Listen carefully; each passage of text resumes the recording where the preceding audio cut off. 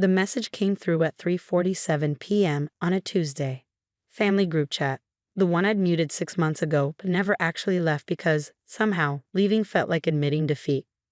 "So we're all meeting at Lucia's new penthouse Saturday for brunch," my sister Victoria wrote.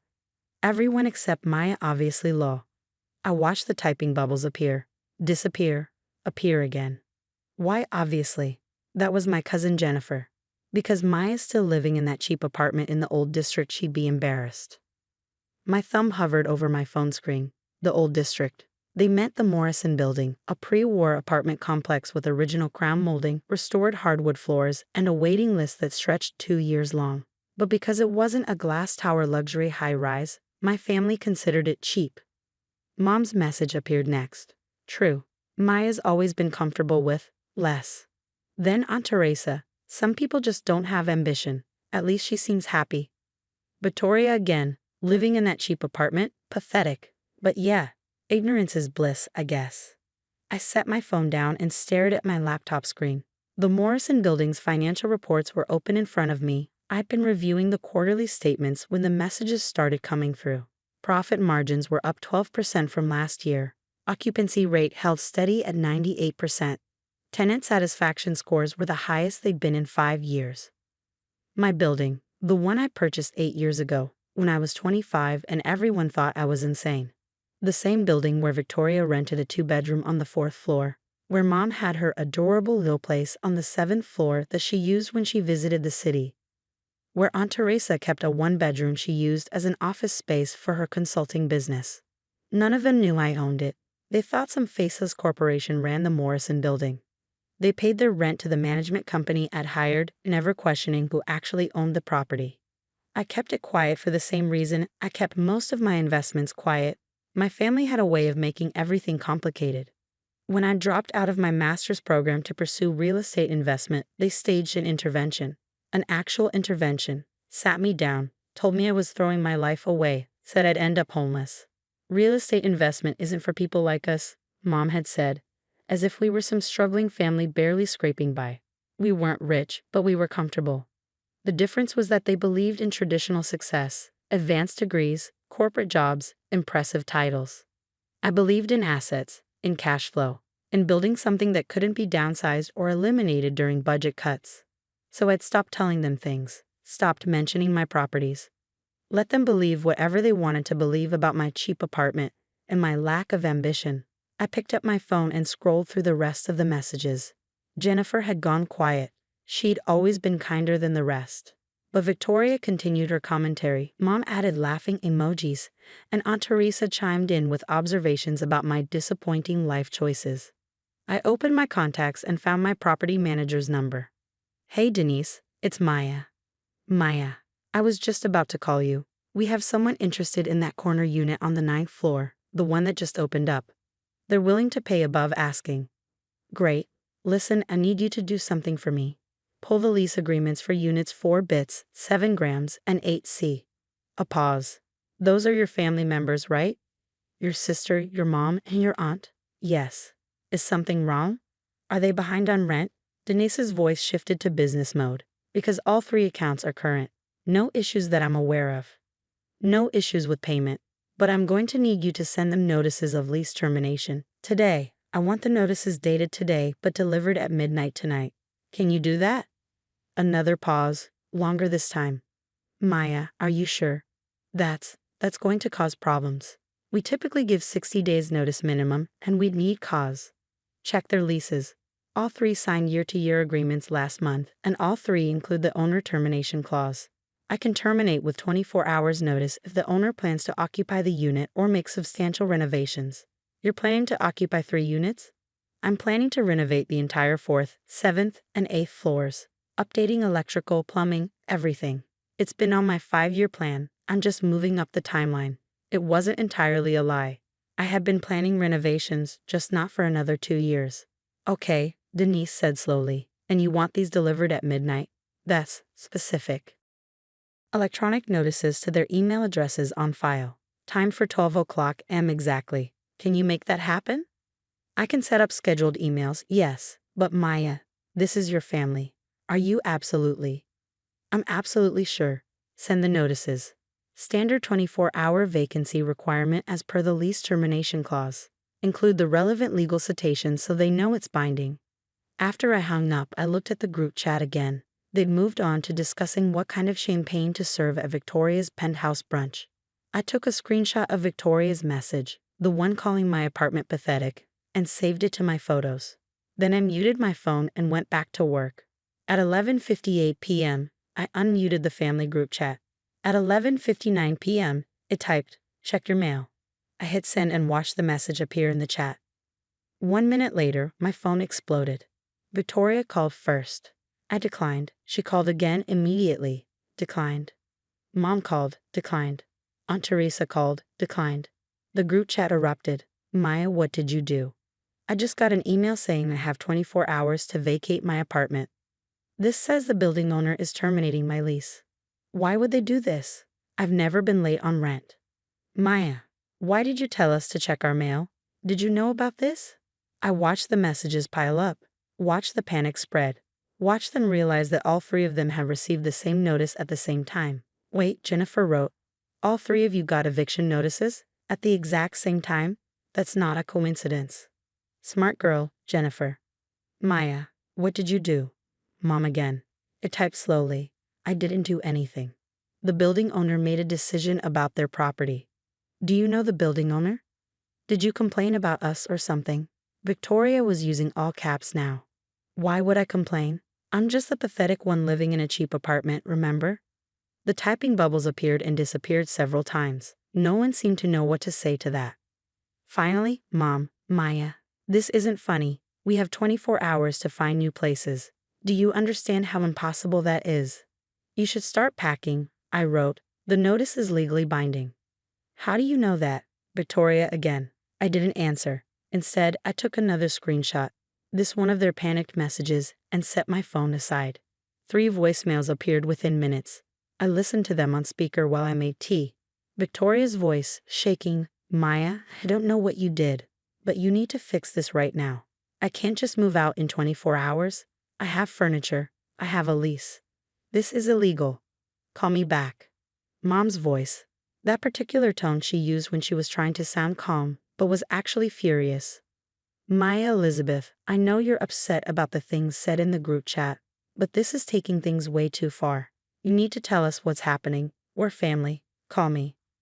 Aunt Teresa's voice, already moving into bargaining. "Maya, sweetheart, I don't know what we said to upset you, but let's talk about this like adults. I'm sure this is all just a misunderstanding. The building owner is probably a client of yours or something, right? You can explain that we're good tenants. Call me back and we'll sort this out." I deleted all 3 voicemails and opened my laptop. The Morrison building had security cameras in the lobby. I pulled up the live feed and watched. At 11:47 p.m., Victoria burst through the front doors, still in her pajamas, and ran to the mailboxes. She pulled out her phone, probably rereading the email notice, and then kicked the wall. The night security guard, Marcus, approached her. I couldn't hear the conversation, but I watched Victoria gesture wildly while Marcus maintained his professional calm. After a few minutes, she stormed to the elevators. At 12:03 a.m., Mom appeared in the lobby, wearing a coat over her nightgown. She went straight to Marcus. This conversation lasted longer. Mom had always been good at trying to charm her way through problems, but Marcus was well-trained. He'd call Denise if anyone got aggressive, and Denise would direct them to the legal department of the management company, who would confirm that, yes, the notices were legitimate. I closed my laptop and went to bed. My phone had 37 missed calls when I woke up at 7 a.m. The group chat had 183 new messages. I scrolled through them with my coffee, watching the night's progression from panic to anger to desperate bargaining. Victoria at 12:47 a.m. The security guard says he can't tell us who owns the building, says it's confidential. This is insane. Mom at 1:15 a.m.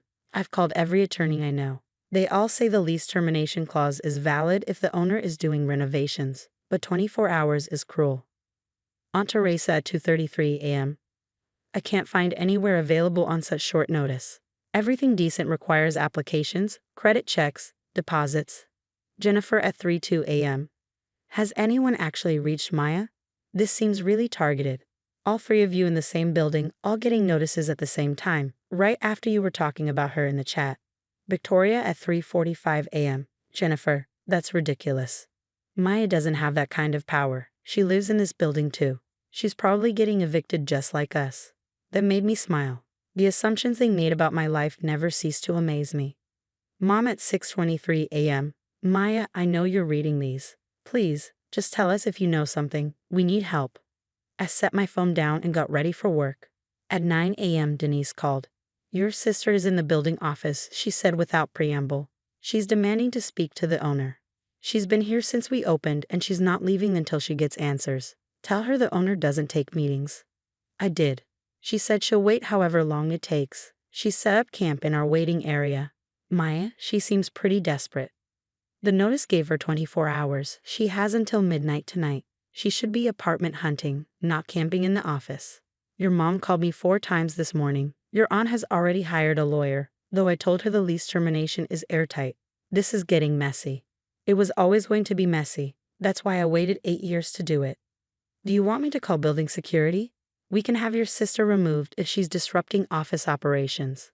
I considered this, Victoria, being physically removed from the building office by security. The humiliation of it. The way it would prove she had no power here, no leverage, nothing. No. I said finally, let her wait, but don't tell her anything. No information about the owner, no details about the renovations. Nothing. Understood. I hung up and turned to my computer. I had 4 other properties to manage, and none of them were going to run themselves just because I was dealing with family drama. At noon, Jennifer called, not texted, called. I answered. Maya? Please tell me you didn't do what I think you did. Hi Jennifer, how are you? Are you the owner of the Morrison building? Silence stretched between us. I heard her breathing on the other end of the line. Oh my God, she said finally, you actually own it. I own several buildings. How long? 8 years. And they never knew. They never asked. They assumed my apartment was all I had, and I never corrected them. Maya, they're panicking. Victoria hasn't slept. Your mom is calling everyone she knows trying to find a place. Aunt Teresa is threatening legal action, but her lawyer already told her she doesn't have a case. They have until midnight. That's what the lease says. This is because of what they said in the group chat, isn't it? About your apartment being cheap and pathetic. It's because I'm tired of being treated like a failure by people who pay me rent. Jennifer made a small sound, half laugh, half sob. That's actually kind of perfect. In a terrible way. But Maya, what happens now? You're going to let them be homeless? They're not going to be homeless. They have money. They have resources. They'll find places, maybe not as nice as the Morrison building, but they'll find something. And maybe they'll learn to think twice before mocking someone's living situation. You know this is going to destroy your relationship with them. Jennifer, we haven't had a real relationship in years. We've had a performance where they look down on me and I pretend not to notice. I'm done performing. She was quiet for a moment. For what it's worth, I never thought you were a failure. I always wondered why you seemed so unbothered by their comments. Now I know. Thanks, Jennifer. Are you going to tell them that you own the building? Eventually they'll figure it out, but I'm not going to make it easy. After we hung up, I checked the group chat one more time. Victoria at 11:47 a.m. The building office won't tell us anything. This is definitely personal. Someone has it out for us. Mom at 12:15 p.m. I found a furnished rental, but it's $800 more per month than what I'm paying now. This is going to destroy my budget. Aunt Teresa at 12:33 p.m. My lawyer says I can sue for wrongful eviction, but it would cost more than just moving. I can't believe this is happening.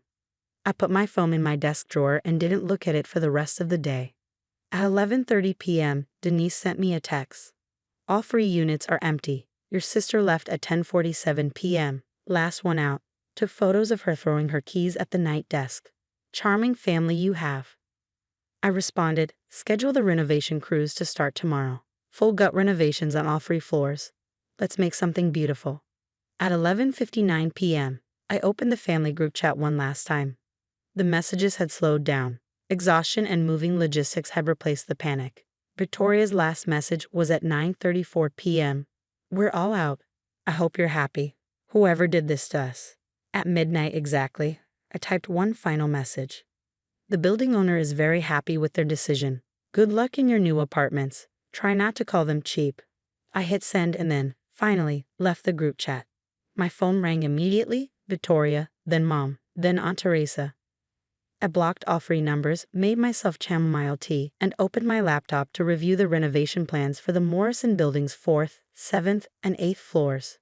Some lessons cost money, some cost pride, and some cost the cheap apartment you should have appreciated while you had it. The family dinner happened on the third Sunday of every month, a tradition Mom had started 20 years ago. This month, my older sister Amanda was hosting at her beautiful colonial house in the suburbs. 4 bedrooms, a manicured lawn, the kind of place that screams success. 15 family members crowded around her dining room table, passing bowls of mashed potatoes and roasted chicken while Amanda played the perfect hostess. She loved these dinners, loved showing off her house, loved reminding everyone that she made it. I sat quietly between my younger cousin Rachel and Uncle Tom, eating and listening as conversations flowed around me. Amanda stood at the head of the table, refilling wine glasses, completely in her element. "I'm so grateful we can all gather here in my home," Amanda said, gesturing around the room. "The house I worked so hard to buy and maintain. It's truly a blessing to have the space to host family." Mom smiled warmly. "You've done so well for yourself, sweetheart. We're all proud." Amanda beamed. "Thank you. Though I have to say, it hasn't been easy. Mortgage payments, property taxes, maintenance costs. Homeownership is a huge responsibility. But I handle it because I'm disciplined and responsible." I took a sip of water, saying nothing. "Unlike some people," Amanda continued, her eyes flicking toward me, "who still rent apartments at 32 years old. No equity, no investment, just throwing money away every month." "Amanda?" Dad said in a warning tone. "What?" "I'm just being honest. Sarah's been renting that same apartment for 8 years. 8 years of payments that built nothing. Meanwhile, I've been building equity, growing an asset, investing in my future." My younger brother Marcus shifted uncomfortably. "Different people have different priorities." "Sure, but at some point, priorities need to align with reality. Sarah makes decent money with that tech consulting thing. She could buy a place. She just chooses not to. Chooses to waste money on rent instead of building wealth."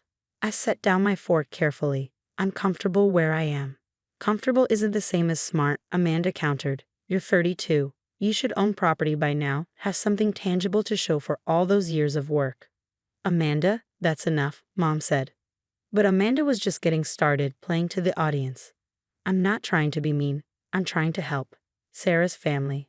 I want her to succeed, which is actually something I've been meaning to discuss." The table quieted. Something in her tone made everyone pause. "Sarah's lease is up next month, right?" Amanda asked, though she already knew the answer. "Yes," I said carefully. "And rent in the city has gotten insane. What are you paying now? $2,800 a month for that tiny 1-bedroom. Something like that." "Ridiculous. Absolutely ridiculous." Amanda set down her wine glass. "Which is why I've been thinking, Sarah, you should move in here, with me." The suggestion hung in the air. "Move in here," I repeated. "Yes, I have a spare bedroom upstairs that never gets used. You could live here, save money, and finally start building up a down payment for your own place. It's perfect." Mom looked delighted. "What a generous offer." "There would be rent, of course," Amanda added quickly. "I'm not running a charity. $5,000 a month or get out, which is still way better than what you're paying now for that shoebox apartment. Plus, you'd be living in an actual house in a nice neighborhood." Everyone watched as she waved the fake mortgage papers she pulled from a folder beside her plate. "I've even drawn up a simple rental agreement," Amanda continued, holding up the papers. "Standard terms. First and last month up front, plus a security deposit of another $5,000. It's all very official and proper." She slid the papers across the table toward me. I didn't touch them. "That's very generous," I said slowly, "but I'm happy where I am." "Happy throwing away $2,800 a month?" Amanda pressed. "Sarah, you're not thinking clearly. This is an opportunity. You'd be paying me $5,000, yes, but you'd be living in a real house, building a relationship with homeownership, even if it's not your own home yet." "I don't need to build a relationship with homeownership," I said quietly. "Clearly you do, since you don't own anything," Amanda snapped. "Look, I'm trying to help you. But if you're going to be stubborn about it, fine. Stay in your apartment. Keep wasting money."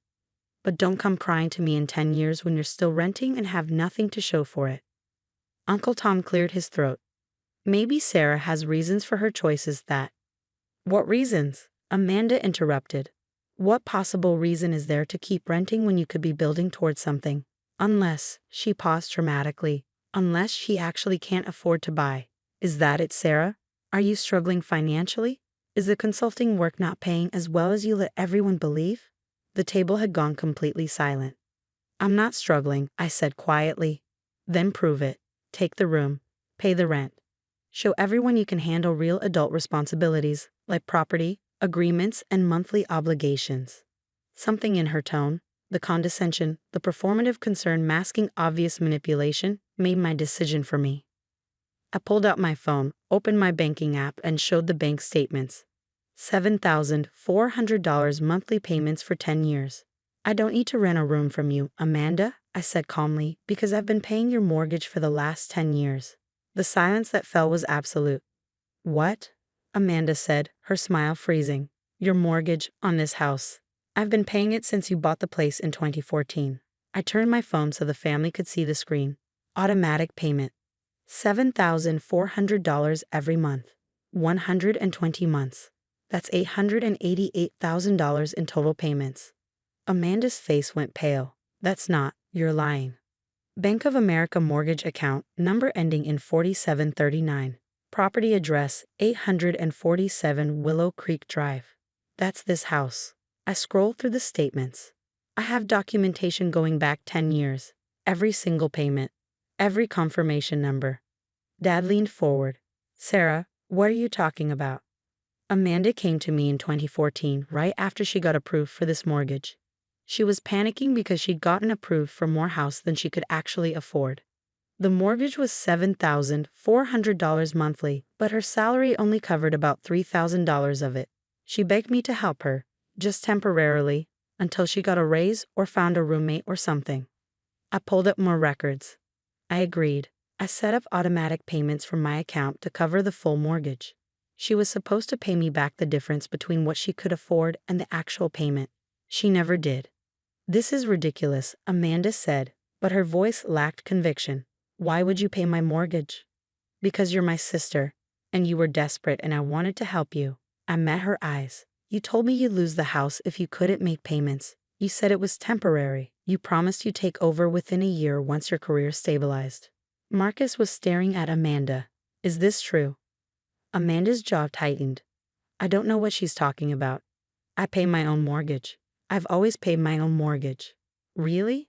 I pulled up another document. Then explain why the bank sends all payment confirmations to my email address. Why I have the mortgage account login credentials. Why I've been the one calling about payment issues and interest rate changes for 10 years. It turned the phone toward her. Here's the email from last month when you were late submitting homeowner's insurance documentation. The bank contacted me because I'm listed as the financial contact on the account.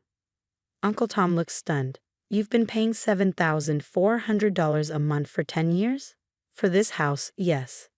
Not counting the times Amanda asked for loans for property taxes, which added another $4,000 annually on average. Total spent on this property, approximately $892,000 over 10 years.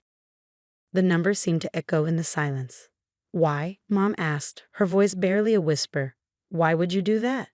Because Amanda was my sister, and she was terrified of losing this house, and I had the means to help.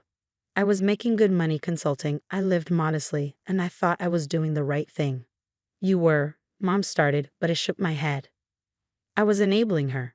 For 10 years, Amanda has been living in a house she can't afford, presenting herself as financially successful, lecturing me about my choices, all while I've been paying for everything. Amanda stood abruptly. You're making this up.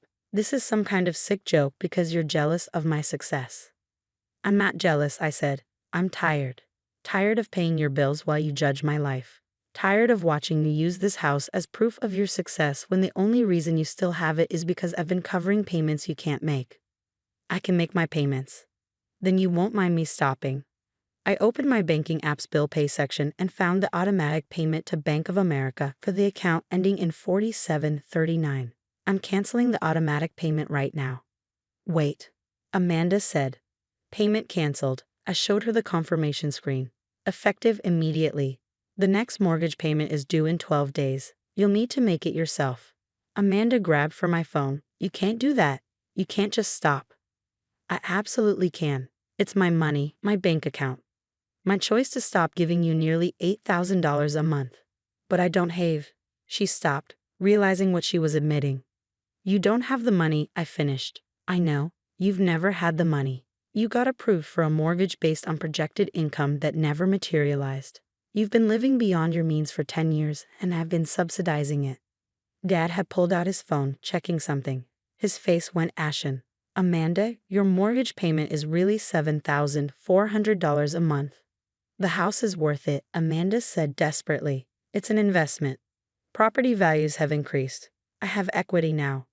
Equity that Sarah paid for, Marcus said quietly. It's not like that. Amanda turned to me. Sarah, you can't just stop paying. Where am I supposed to get $7,400 in 12 days? The same place you've been telling everyone you get it for the last 10 years. Your job, your successful career, your responsible financial management. I don't make enough to. Again, she caught herself. You don't make enough to afford this house, I said. You never did. Which is fine. Lots of people can't afford houses like this. But most people don't spend a decade lecturing their younger sister about financial responsibility while secretly taking $900,000 from her. The foreclosure notice arrived before she finished her threats. My phone buzzed, an email notification from Bank of America. I opened it, and my face must have shown something because Amanda went even paler. What? She demanded. Automated notice from the bank, I said. Apparently, you missed 2 payments before this one. I've been covering them, but the bank flagged the account for potential default risk. With my payment cancellation, they've accelerated the review process. I read from the email. Due to payment irregularities and recent cancellation of the automatic payment method, account 4739 has been referred to the foreclosure prevention team.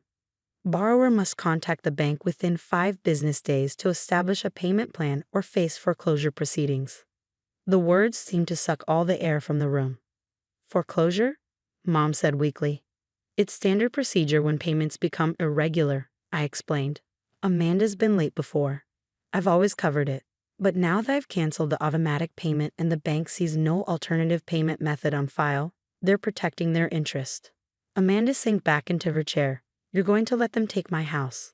I'm going to stop paying for your house, I corrected. Whether the bank takes it depends on whether you can make the payments yourself. You know I can't. Then you'll need to sell it, refinance it, or work out a payment plan with the bank. Those are the options for people who can't afford their mortgages. But this is my house. Amanda's voice rose to near hysterical. I've lived here for 10 years. I've built a life here. On my money, I said firmly. On $892,000 that you never acknowledged, never thanked me for, never even admitted you needed. Instead, you spent tonight trying to charge me $5,000 rent to live in the house I've been paying for. Uncle Tom rubbed his face. This is insane. Amanda, why didn't you tell anyone you were struggling? I wasn't struggling. I had it handled. You had Sarah handling it, Marcus corrected sharply. That's different. Amanda turned back to me, desperate now. Sarah, please. You can't do this. I'll pay you back. I'll figure something out. Just keep making the payments for a few more months while I sort things out. You've had 10 years to sort things out. I'm your sister. Which is why I helped you for 10 years. But being sisters doesn't mean I have to bankrupt myself funding your lifestyle forever. Bankrupt? Amanda laughed bitterly. You're not bankrupt. You clearly have plenty of money if you've been able to pay my mortgage all this time. I've been living in that shoebox apartment you mocked because I couldn't afford to buy my own place while paying for yours. I've been driving a 10-year-old car because I prioritized your mortgage over my own needs. I've been declining vacations and postponing my own life to make sure you kept this house. The weight of that settled over everyone at the table. You sacrificed your own life for hers, Dad said quietly, looking at me with something like horror. Why didn't you tell us? Because Amanda asked me not to. She said it would be humiliating if the family knew she was struggling. So I kept quiet, kept paying, kept hoping she'd eventually be honest about the situation. And instead she tried to charge you rent, Marcus said, shaking his head in disgust. Amanda was crying now, mascara running down her face. What am I supposed to do? Where am I supposed to go? You have options, I said, not unkindly. You can sell the house. It's worth about $1.4 million now.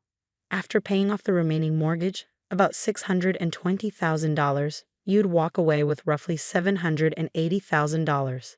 That's enough to buy a smaller place you can actually afford or rent for years while you rebuild. But I love this house. Then figure out how to pay for it yourself. Get a roommate, get a second job, cut expenses, do what everyone else does when they can't afford their mortgage. I can't believe you're doing this to me, Amanda whispered through her tears. I can't believe you spent 10 years taking almost $1 million from me while criticizing my choices and calling me irresponsible, I replied evenly. We're done here. The dinner was effectively over. People started gathering their things, making awkward excuses about early mornings and prior commitments. The atmosphere had shifted from family celebration to crime scene. As I was leaving, Amanda grabbed my arm one last time. Please, just one more month. Give me 1 month to figure something out. I looked at her hand on my arm, then met her desperate, mascara-streaked eyes. No, I've given you 120 months. That's 10 years of my life, Amanda. I'm done. I gently removed her hand and walked out. I drove home to my apartment, the one Amanda had mocked just hours earlier as a shoebox, as evidence of my failure. It was small, simple, affordable, and it was mine, without lies, hidden payments, or fake success propping it up. My phone buzzed with messages almost immediately. Marcus, I can't believe she did that to you for 10 years. Dad, we need to talk about this tomorrow. This is serious. Mom, I'm so sorry, honey. We should have known something was wrong. Nothing from Amanda. 2 weeks later, I heard through Marcus that Amanda had listed the house for sale. She'd moved in with a friend temporarily, trying to figure out her next steps. The for sale sign went up on a Tuesday. A month after that, Mom called. Amanda wants to talk to you.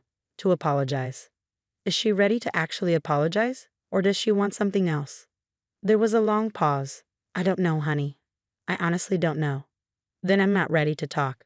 The house sold 3 months later for $1.38 million. After the mortgage payoff, closing costs, and realtor fees, Amanda walked away with approximately $730,000, enough to start over honestly, if she chose to. Whether she would or not wasn't my problem anymore. I kept living in my apartment, started saving again without the $7,400 monthly drain bleeding me dry. I even started looking at houses I might actually want to buy for myself, places I could afford on my own terms with my own money. 6 months after the dinner, Amanda sent a text. I'm sorry. I know that doesn't fix anything, but I'm sorry. I stared at it for a long time before responding. Thank you. I hope you're building something real now. She never replied. Sometimes, family means helping someone when they're down. Sometimes it means stopping when they're drowning you. Knowing the difference is what saves you both. The Sunday dinner table stretched the length of our family's dining room, laden with Mom's famous pot roast, roasted vegetables, and fresh bread. 18 family members crowded around, parents, siblings, aunts, uncles, cousins, all gathered for what Mom called keeping traditions alive. I sat between my younger brother Marcus and Aunt Linda, quietly eating while conversation swirled around me. The house felt the same as always, creaky floorboards, the slightly crooked chandelier Dad never fixed, the water stain on the ceiling. My older sister Vanessa held court at the far end, gesturing dramatically about her latest business venture. She'd moved back 6 months ago after her startup failed, claiming she needed to regroup and strategize. This pot roast is incredible, Mom, Uncle Frank said, reaching for seconds. Thank you. It's nice to cook for a full house again. Mom glanced at Vanessa. Having Vanessa home has been wonderful. Vanessa smiled. I'm grateful you opened your home, though honestly, it feels more like my home than a transition space. Something in her tone made me look up. You did grow up here, Dad said. Exactly. Vanessa set down her fork, her expression shifting, which is actually something I wanted to discuss tonight. The table quieted. Mom, Dad, you've been generous letting me stay, but it's time we talked about this house's future. She pulled a folder from her bag. I've been researching property values, market conditions, and estate planning. Mom and Dad exchanged glances. This house is worth approximately $1.2 million now. The neighborhood has appreciated significantly, and given that you're getting older, it makes sense to think about succession planning. Vanessa, Dad said carefully, what are you getting at? This house will eventually need to be passed down. Given that I'm the eldest, currently living here and maintaining it, and given my business acumen to manage an asset of this value, I think it makes sense to transfer the house to me.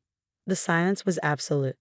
Marcus stopped eating. Aunt Linda's fork paused halfway to her mouth. My younger sister Claire looked stunned. You want Mom and Dad to give you the house? Claire asked sharply. Not give, transfer, with proper legal documentation. Vanessa opened her folder. I've consulted with an estate attorney.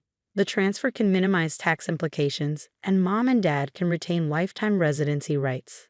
How generous, Marcus muttered. This is a practical conversation about asset management.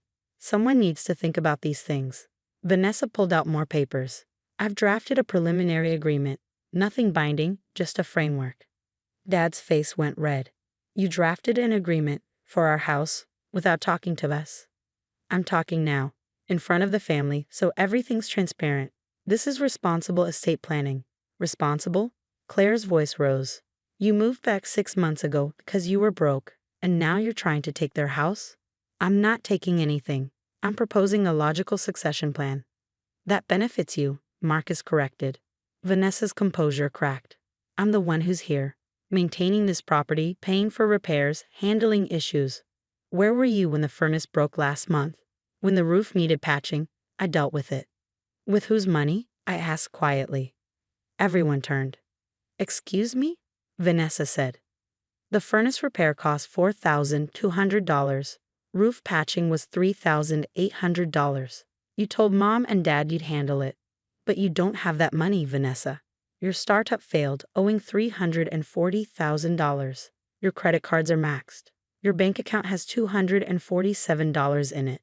The table went still. How do you know about my finances? Vanessa asked dangerously. Because Mom worries, she shares things. And I've been paying attention.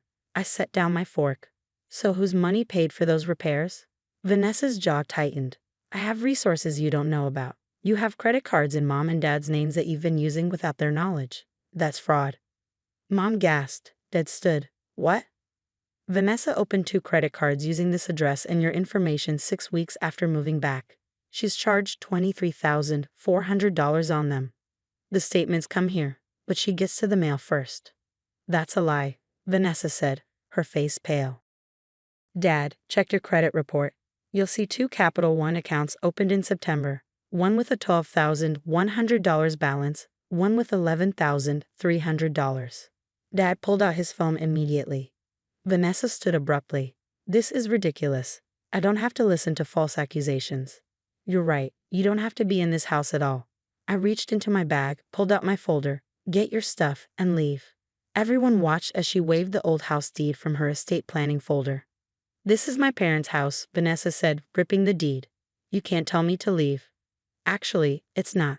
I opened my folder and pulled out my documents. It's mine. I purchased this property 32 days ago for $1.2 million cash. The room erupted. What? Mom said faintly. That's impossible, Vanessa said. So I pulled out the new ownership papers I'd signed last month. I laid them on the table, official county records, the property deed, transfer documents, all showing 847 Maple Street transferred from Robert and Helen Martinez to Jessica Martinez on October 15th. I bought the house from Mom and Dad last month, private sale, full market value. They're using the money to buy the retirement condo in Arizona they've always wanted. Dad nodded. We were going to tell everyone this weekend. Jesse asked us to wait until the paperwork was finalized. You sold the family house without telling us? Claire asked, hurt. We sold our house, Dad corrected. It was our decision. But Vanessa's living here, Marcus said. What happens to her? That's up to Jessica now, Dad said. It's her property. All eyes turned to me. Vanessa has 30 days to vacate. Standard notice for tenants without a lease. I'm being generous, considering she's not paying rent and has been committing credit fraud. Vanessa's face flushed. You can't do this. You can't just kick me out. I can. I'm the owner. I have every right to determine who lives in my property. Mom, Dad. Vanessa turned desperately. You can't let her do this. This is our home. It was our home, Mom said gently. But we needed to downsize. We wanted Arizona, near Aunt Carol. When Jessica offered to buy it, to keep it in the family, it seemed perfect. Perfect? She gets the house. The youngest? The one who moved away at 18? She's the only one who could afford it, Dad said. We needed full value, Vanessa, for retirement and medical expenses. We couldn't just give it away. What about me? I'm living here. Without permission, I said. Mom and Dad let you move back temporarily. You've overstayed, committed fraud, and tried to manipulate them into signing over their largest asset. Vanessa grabbed her folder and waved it. This is estate planning, responsible financial management. This is you trying to steal a $1.2 million house while contributing nothing. I pulled out more papers. I have 32 days of security camera footage. Yes, I installed cameras. They show you going through Mom and Dad's mail, opening credit cards, and forging signatures. Uncle Frank whistled low. The cameras also show you telling potential buyers the house was yours when 3 real estate investors came by last week. You were trying to sell my house without authorization. That's not. I was just. Vanessa stuttered. You were committing fraud, multiple types. I looked at my parents. Do you want to press charges? They looked at each other, a long, silent conversation. No charges, Mom finally said. But Vanessa, you need to leave and get help. I can't believe this. You're choosing her over me. We're choosing honesty over manipulation, Dad said. Vanessa stood there, gripping her useless folder, her plan collapsing. My phone buzzed. A text from the moving company, trucks in position, awaiting your signal. I'd planned this carefully, hired professional movers and had them wait 3 blocks away. I'll give you a choice, I told Vanessa. Pack your things calmly over the next week and move out with dignity. Or I can have moving trucks here in 10 minutes to pack everything for you, and you leave tonight. You're bluffing. I typed, proceed to the address. Begin packing bedroom, 2nd floor, northeast corner. Try me. Vanessa stared, testing, trying to determine if I was serious. Moving trucks arrived for her things during dessert. The rumble of engines made everyone turn. Through the window, 2 large moving trucks pulled up. 4 professional movers climbed out. You actually called movers, Vanessa breathed. My home. You're a tenant without a lease who's refused to leave. This is legal. The doorbell rang. I walked to the foyer and opened it. Ms. Martinez? The lead mover asked. That's me. Bedroom is 2nd floor, northeast corner. Pack everything carefully. It goes to storage unit 447 at Metro Storage. Here's the key. Storage paid for 3 months. Wait. Vanessa rushed over. You can't just pack my things. The mover looked at me. I showed him the property deed. I'm the owner. She's an unauthorized occupant. Please proceed. They filed past her, heading upstairs. Vanessa turned to face the family. You're all just going to sit there. No one moved. Mom? Dad? You tried to steal our house, Vanessa, Dad said quietly. Jessica bought it fairly. What happens now is between you and her. Claire? Marcus? My younger siblings looked uncomfortable but stayed seated. Unbelievable, Vanessa said. My own family. Your family tried to help you, I said. Mom and Dad gave you a place to live, supported you emotionally and financially. You repaid them by committing fraud and trying to take their home. Sounds of movement came from upstairs, dresser drawers opening, closet doors creaking. The movers will pack everything tonight. Your belongings go to climate-controlled storage paid through January. That gives you 90 days to figure out your next step. How generous, Vanessa said bitterly. It is generous. I could have put everything on the curb. Instead, I'm ensuring your belongings are safe while you find housing. Where am I supposed to go tonight? There's a Marriott 2 miles away. I've booked you a room for 1 week, already paid. I handed her a hotel key card. Vanessa stared at it like it might bite her. I've also compiled all evidence of the credit card fraud, the forged applications, the statements, the security footage. It's ready to submit to police if needed, but if you leave quietly tonight, cooperate with the movers, and close those fraudulent accounts immediately, I won't file charges. Blackmail, she whispered. Consequences. You committed crimes. I'm offering you a way to avoid prosecution if you do the right thing. The movers came downstairs carrying boxes, clothes, shoes, personal items. They moved efficiently, loading everything into the trucks. This is insane, Vanessa said, her voice losing its fight. You're really doing this. I really am. Cooperate and make this easy, or resist and make it difficult. Either way, you're leaving tonight. She looked around one last time. At the family watching her world collapse, at the movers packing her life, at the property deed showing ownership she'd never have. "I hate you," she said finally. "You hate that you couldn't manipulate your way into a free house," I replied. "There's a difference." Vanessa grabbed her purse and walked out. She didn't say goodbye, just left, climbing into her car and driving away before the movers finished. The trucks pulled away 90 minutes later. The house felt emptier, quieter. "Well," Uncle Frank said eventually, "that was quite a dinner." Nervous laughter rippled through the room. Mom came to me, took my hands. "You knew she'd react this way. That's why you had everything planned." I knew. I'd been watching her scheme for weeks. The credit cards, the estate attorney, the real estate investors. She was building up to tonight. "So you bought the house first," Dad said. "I bought it because you needed to sell it, and I wanted to keep it in the family. But yes, I accelerated the timeline when I realized what Vanessa was planning." Claire approached. "Are you keeping the house? Living here?" "Not living here, but keeping it as an investment property. You're all welcome anytime. It's still the family home, just not Vanessa's personal asset to steal." "What happens now?" Marcus asked. "Now Mom and Dad finalize their Arizona condo. I hire a property manager. Vanessa figures out her life without fraud, and we all move forward." "Will you forgive her?" Mom asked quietly. "Ask me when she apologizes. Really apologizes. Not for getting caught, for what she actually did." We cleaned up in relative silence. People left gradually, still processing what they'd witnessed. When everyone had gone, I stood in the empty dining room, looking at the space where Vanessa had announced her plan to take everything. My phone buzzed. A text from the storage facility. "All items secured in Unit 447. Another text from Vanessa. "I'll never forgive you for this." It typed back, "I gave you a $1.2 million chance to do the right thing. You chose fraud instead. That's on you." No response. I locked up the house, my house, and drove home to my actual residence across town. Sometimes family means protecting the people who raised you from the people who'd exploit them. Even when the exploiter is your sister.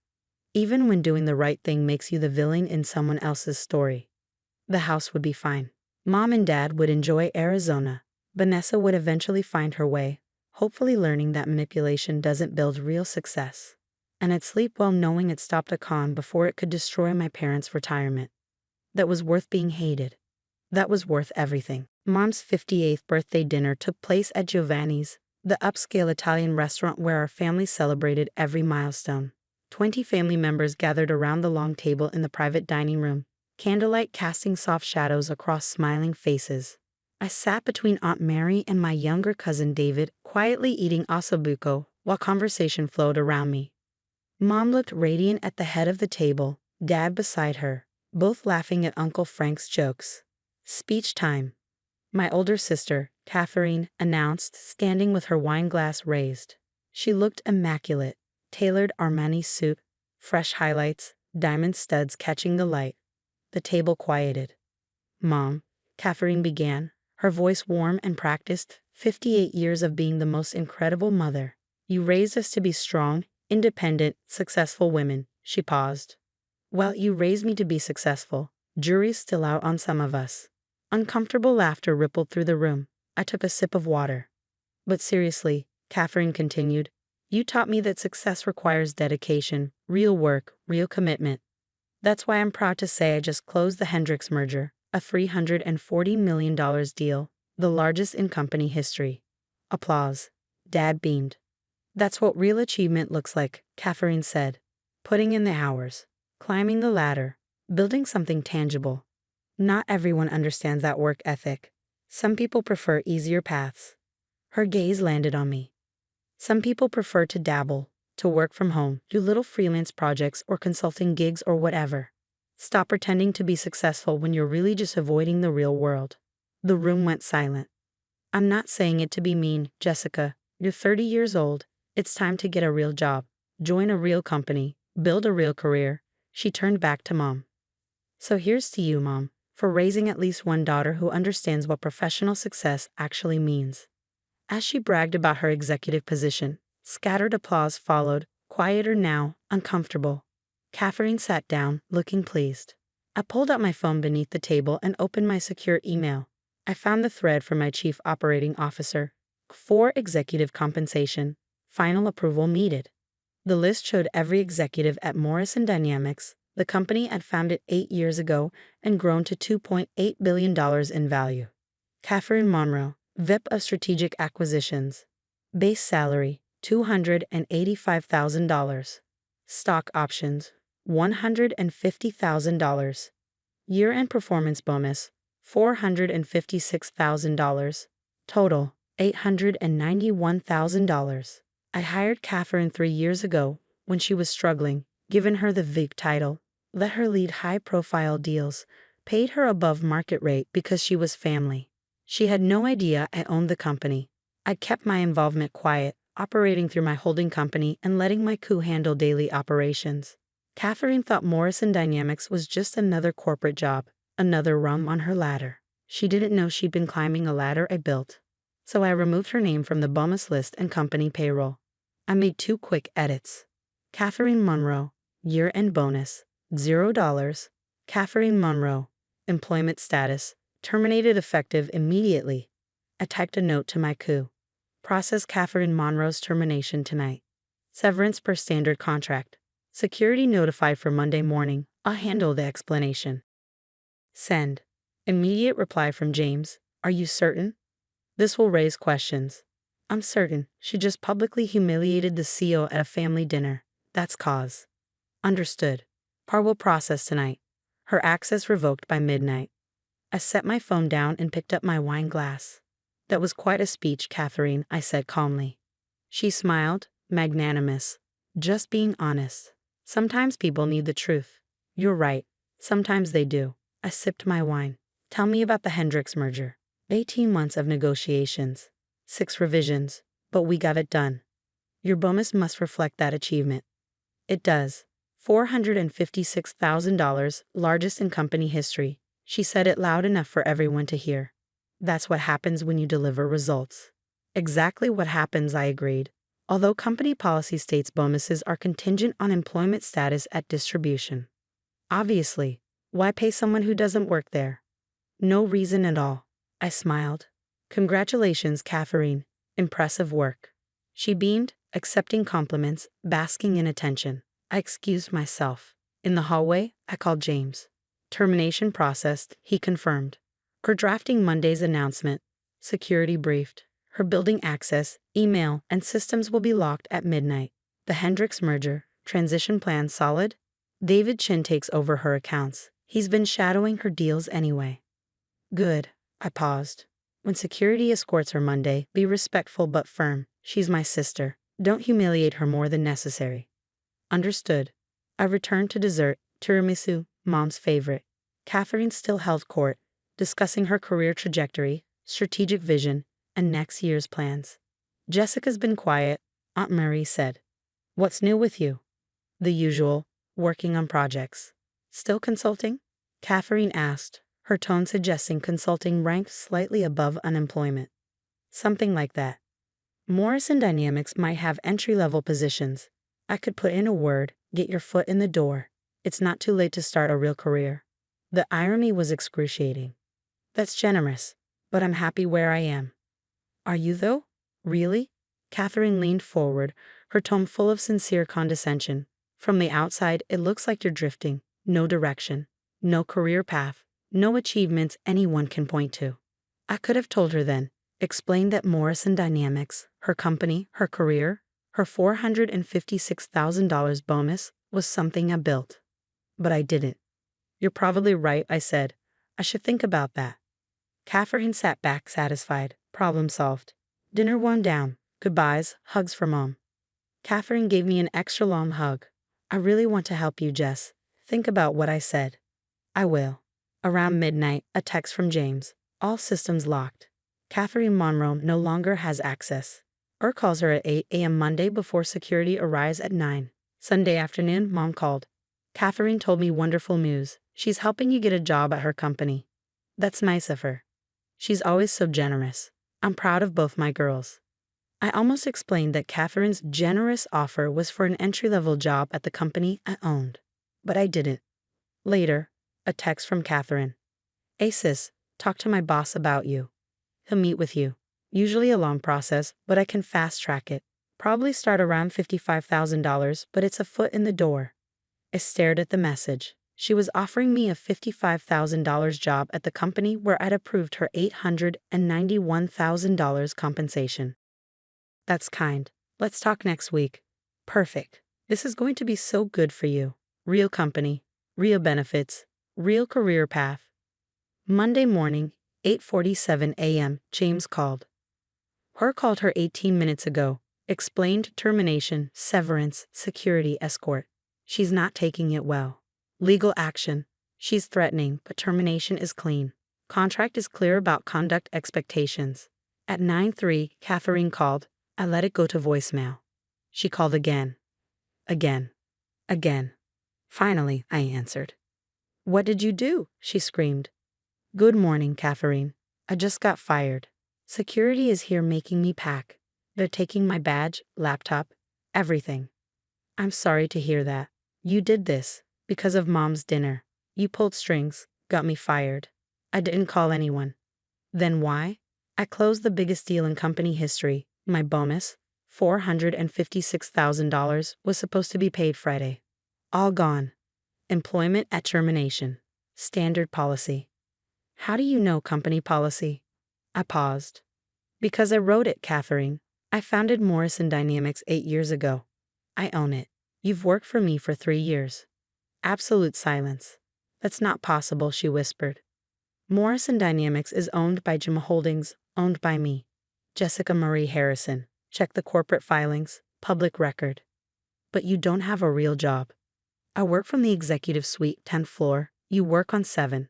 I consult for my other companies. I own 4 besides Morrison Dynamics. Total portfolio worth $3.2 billion. Something crashed in the background. You let me work for you for 3 years and never told me. I gave you a job when you were struggling, promoted you on merit, paid you above market, let you build your reputation. I just didn't tell you who signed your paychecks, because you knew I'd never accept it. I'd never work for my little sister. Exactly. Your ego wouldn't allow it. So I let you think you achieved everything independently. I did achieve it through talent. You did. I promoted you because you're genuinely good at acquisitions. The Hendricks merger was impressive. That part was real. Then why fire me? Because at Mom's birthday, you publicly mocked your CO, said I needed to stop pretending, get a real job, offered to help me get an entry-level position at my own company. I didn't know. You didn't ask. 3 years and you never wondered who owned Morrison Dynamics. You just assumed it was another corporate entity you climbed. Security murmured in the background. They're making me leave, like a criminal. Standard procedure for executive terminations. Section 7, paragraph 3. I wrote that too. I can't believe this. I can't believe you spent Mom's birthday calling me a failure while bragging about bonuses at my company. I paused. Your severance is generous. 6 months salary, health insurance, outplacement services. Because you're my sister and did good work. 6 months is $142,500. I was supposed to get $456,000. Performance bonus for employees in good standing. You're not employed. Because you fired me for hurting your feelings. I fired you for publicly disparaging company leadership and poor judgment about workplace relationships. A door closed. Footsteps. She was being walked out. Monday morning, security escorted her from the building I owned. I'll never forgive you, she said coldly. Never forgive me for the $285,000 job, 3 years of promotions, and the platform to close $340 million. Or for stopping when you showed no respect for where it came from. She hung up. Text from Mom. Catherine called sobbing. Said you got her fired? Please call. Dad, what's going on? Catherine says you own her company. Aunt Mary, honey, Catherine is devastated. I turned off my phone. Tuesday, I turned it back on. 63 messages, 42 calls. Family wanting explanations, taking sides. Catherine, you destroyed my career, my reputation, everything I built. Hope you're happy. You built your reputation on the foundation I provided. Now build something independently. I'll never speak to you again. You didn't speak to me before. You spoke at me. About how unsuccessful I was. Not much difference. No response. Wednesday, Mom appeared at my office. How could you? She's your sister. I know. She's devastated. Might lose their house without her bonus.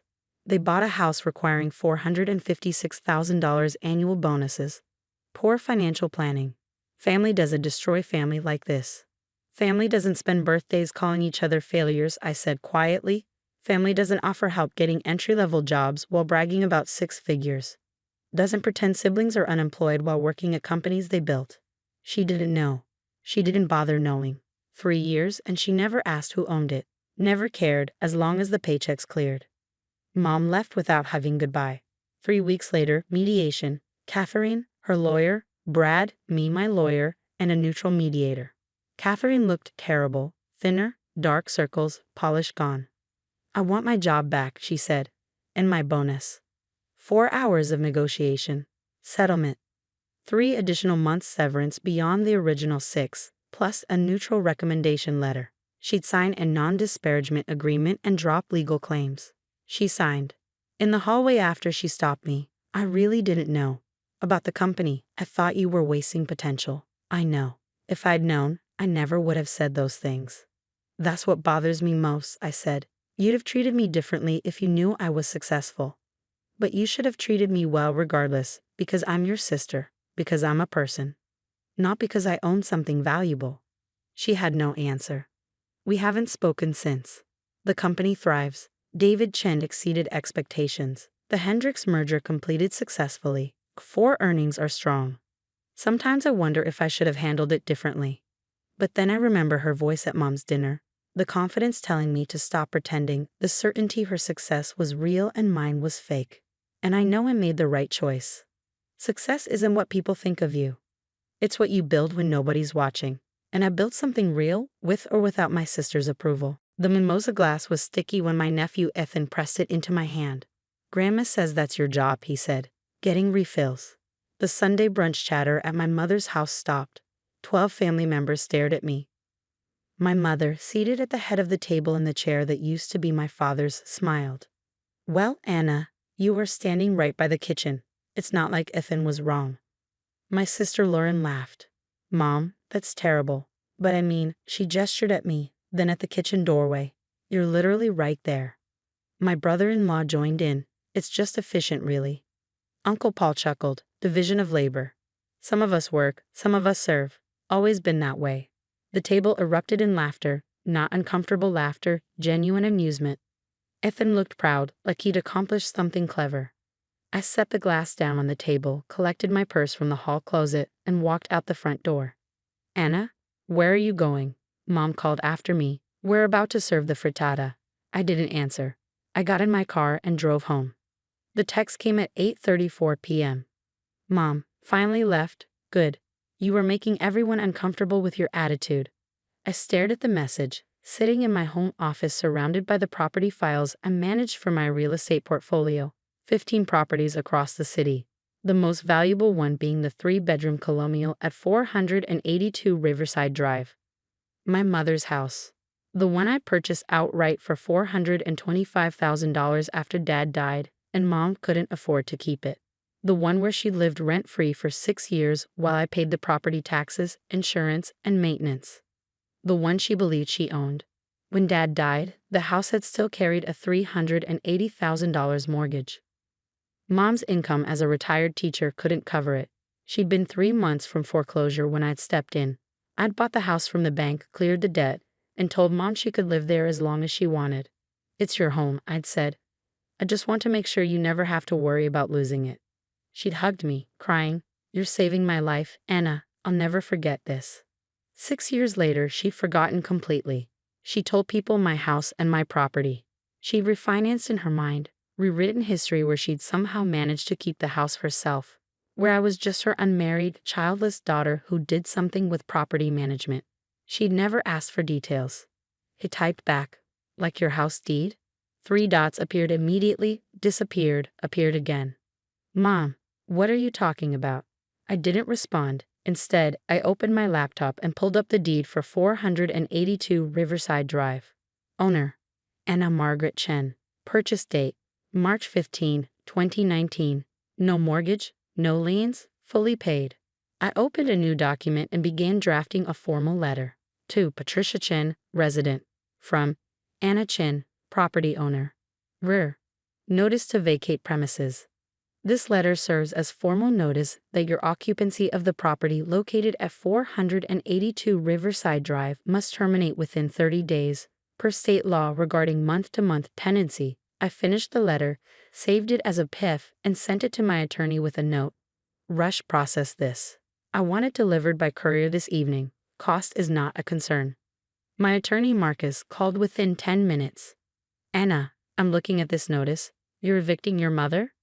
I'm ending a month-to-month tenancy agreement. Does she know she's a tenant? The notes on the property say she thinks she owns it. That's not my problem. She's been living there rent-free for 6 years. I've been paying all expenses. I can terminate the arrangement anytime I choose. Anna, this is going to destroy your family. My family destroyed itself when they decided I was the help. Silence on his end. What happened? I told him about brunch, about Ethan and the glass, about the laughter, about Mom's text. Jesus, Marcus said quietly. Okay, I'll have a courier deliver it tonight. But Anna, I have to tell you, this is going to get ugly. Your mother can fight this. She might claim she has a verbal agreement, some kind of life estate. She has nothing in writing. Every document lists me as the sole owner. She's never paid rent, never contributed to expenses. Legally, she's a guest in my property. I can terminate her occupancy with proper notice. 30 days is the minimum, but 30 days is what I'm giving her. All right, courier will deliver by 9 p.m. The call started at 9:47 p.m. Mom, I let it go to voicemail. She called again. By 10 p.m., she called 11 times. At 10:15, a text. Call me now. This letter you sent is some kind of joke. I replied, it's not a joke. You have 30 days to vacate 482 Riverside Drive. Mom, I own this house. Me? And I've owned it for 6 years. Those are different things. I turned off my phone and went to bed. Monday morning, my office phone rang at 7:45 a.m. My sister, Lauren. Anna, what the hell is wrong with you? Good morning, Lauren. Don't good morning me. Mom called me sobbing last night. She says you're evicting her? From her own house? It's not her house. It's my house. Check public property records if you don't believe me. You can't just kick Mom out. I can. I own the property. She lives there rent-free by my grace. I'm terminating that arrangement. Over a stupid joke at brunch? Over years of being treated like staff in a house I own and pay for. Ethan's comment was just the final straw. Mom needs that house. She's 72 years old. Then maybe you should offer her a room at your place. You seemed pretty comfortable laughing yesterday when she said serving drinks was my job. Lauren's voice softened, almost pleading. Anna, please, you're being cruel. Mom can't afford to move. She's on a fixed income. She's been on a fixed income for 6 years. I've been covering her housing costs that entire time. Maybe it's time someone else in the family stepped up. You make more money than any of us. You can afford to let her stay. I could afford to let her stay. Past tense. I can't afford to keep housing someone who treats me with contempt. Anna. Lauren, the decision is made. Mom has 30 days. Use that time to figure out where she'll go. I hung up. By noon, I had 17 missed calls from various family members. Uncle Paul left a voicemail calling me heartless. My cousin Jennifer texted, calling me a disgrace to the family. At 2 p.m., my mother showed up at my office building. Security called before she reached the elevators. There's a Patricia Chen in the lobby demanding to see you. She's quite upset. Should we send her up? Give her a visitor badge? Mom arrived at my office door 5 minutes later, her face blotchy from crying. She looked older than I'd ever seen her. Anna, please. We need to talk about this. I gestured to the chair across from my desk. She sat. There's nothing to talk about, Mom. I gave you formal notice. You have 30 days.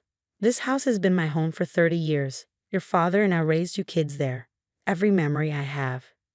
Every memory you have is still yours, but the house is mine. I don't understand how this happened. How did you buy it without me knowing? You knew, Mom. You were there when I paid off the mortgage. When I handled the title transfer. You just chose to forget because it was easier to believe you'd somehow kept the house yourself. She looked down at her hands. I thought you were helping me. I didn't realize you were buying it out from under me. I wasn't buying it out from under you. I was saving you from foreclosure. You were 3 months from losing everything. I spent $425,000 to make sure you had a place to live. And I never asked you for rent, never asked for help with property taxes, insurance, or repairs. I've paid for everything. Then why are you taking it away now? Because yesterday you taught your grandson that serving people is my job. Because you texted me finally left. Like you were relieved I was gone from my own property. Because for 6 years you've taken my generosity and convinced yourself it never happened. Anna, I'm sorry, I didn't mean. You did mean it, Mom. That's the problem. This wasn't one comment. This has been building for years. You've introduced me to your friends as my daughter who never got married. You've told people you'd do something with apartments. You've made jokes about me being the family's charity queso while living in a house I bought. She started crying again. I don't know where to go. That's not my problem to solve anymore.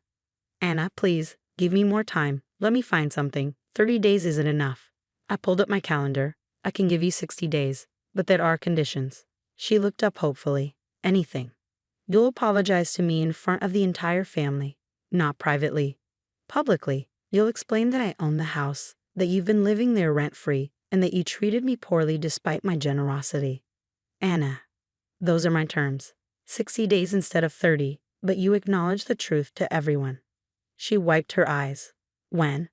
This Sunday, family dinner. Everyone who was at brunch. What if I refuse? Then you have 30 days, as originally stated. She sat in silence for a long moment. Fine, I'll do it. And Mom? When you're packing, you might want to look in the file cabinet in the spare bedroom, the one where I keep copies of all the property documents. You'll see the original foreclosure notice from the bank. You'll see the payoff statement. You'll see exactly how close you were to losing everything before I stepped in. After she left, I sat at my desk and looked out over the city. 15 properties. Years of careful investing. Financial security I'd built myself while my family assumed I was barely scraping by. My phone buzzed with a text from Lauren. Mom told me about your conditions. Making her apologize publicly? That's sadistic. I replied, making me refill drinks while everyone laughed? That was just Sunday brunch. Funny how perspective works. When I arrived at Lauren's house, neutral territory, the same 12 family members from brunch were gathered around the dining table. The conversation died when I walked in. Anna's here, Mom said quietly. She looked exhausted. Everyone found their seats. The tension was thick enough to cut. Mom stood up, gripping the back of her chair. I need to say something to everyone. She took a breath. Last Sunday, there was an incident at brunch. My grandson Ethan handed Anna a glass for refills. I made a comment implying that was her job. Everyone laughed. The table was silent. What I didn't tell any of you is that the house where we had brunch, the house I've been calling my house for 6 years, isn't mine, it's Anna's. She bought it in 2019 when I was 3 months from foreclosure. She paid $425,000 to save me from losing my home. She's paid all the property taxes, insurance, and maintenance ever since. I've never paid rent. I've lived there completely free. I watched my sister's face go pale. Uncle Paul's mouth literally fell open. Anna gave me notice to vacate because I've been treating her like hired help for years while living in her house. She initially gave me 30 days. She's now giving me 60 days because I agreed to tell all of you the truth. Lauren found her voice. Mom, you told us you'd refinanced. You said you worked out a deal with the bank. I lied, or I deluded myself. I'm not sure which, but Anna saved me, and I repaid her by treating her like she was beneath us. Mom turned to me. Anna, I'm sorry. I'm deeply sorry. You've been nothing but generous, and I've been cruel and dismissive. I taught my grandson to disrespect you. I let everyone laugh at you in your own property. You deserve better. The room stayed silent for a long moment. Then I said, thank you for saying that, Mom. She sat down, and I could see her hands shaking. Ethan, who'd been sitting quietly, spoke up. Aunt Anna, I'm sorry too. I didn't know. Grandma told me that's what you do, but she was wrong. I looked at the 8-year-old. Thank you, Ethan. Just remember that everyone deserves respect, regardless of their job or their money. Dinner was awkward. People avoided eye contact. Lauren tried to make conversation about the weather, but it fell flat. As I was leaving, Mom caught me at the door. I meant what I said. I'm sorry, and Anna, she paused. I'm proud of you, of what you've built. I should have said that years ago. You should have, I agreed, but you said it now. That counts for something. Do I really have to move out? I looked at her, 72, tired, scared. We'll talk, I said. But things have to change. Real change. She nodded. I understand. I drove home thinking about refills and property deeds, and the difference between what people think they own and what they actually have. Some people own houses. Some people own the truth. And some people learn, eventually, to tell the difference.